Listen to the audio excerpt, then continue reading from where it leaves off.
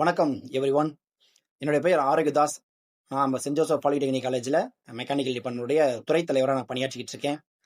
இன்றைய காலகட்டத்தில் உயர்கல்வி படிக்க வரக்கூடிய மாணவர்கள் வந்துட்டு அந்த மெக்கானிக்கல் துறையை தேர்ந்தெடுக்கிறதுக்கு முன்னாடி இது எது சார்ந்த படிப்பு, இதனுடைய அவேர்னஸ் என்ன அப்படின்ற ஒரு நாலேஜ் இல்லாமல் தான் அந்த துறையை தேர்ந்தெடுக்கிறாங்க. ஸோ என்னை பொறுத்தவரை மட்டும் இந்த mechanical department one of the best டிபார்ட்மெண்ட்னு சொல்லுவேன். காரணம் பார்த்தீங்கன்னாக்கும் இன்னைக்கு நம்ம அன்றாட லைஃப்பில் பயன்படுத்தக்கூடிய ஒரு சின்ன குண்டூசிலிருந்து மேலே பறக்கிற விமானம் வரைக்கும், ஸோ அது மேனுஃபேக்சரிங், அதாவது உற்பத்தி அப்படின்னாலே அது வந்து மெக்கானிக்கல் இன்ஜினியரோட நாலேஜ் இல்லாமல் பண்ண முடியாது. ஸோ அந்தளவுக்கு one of the best department நம்ம மெக்கானிக்கல் டிபார்ட்மெண்ட்.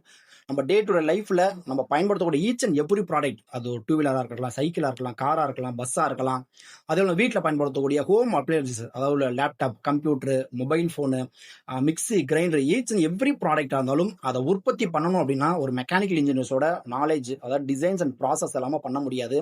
ஸோ அந்த அளவுக்கு ஒரு one of the best department தான் நம்ம மெக்கானிக்கல். ஸோ உங்கள் லைஃப்பில் ஒரு பெட்டரான ஒரு நிலைக்கு நீங்கள் போகணும் அப்படின்னா மெக்கானிக்கல் துறையை எடுத்து படிங்க. நன்றி.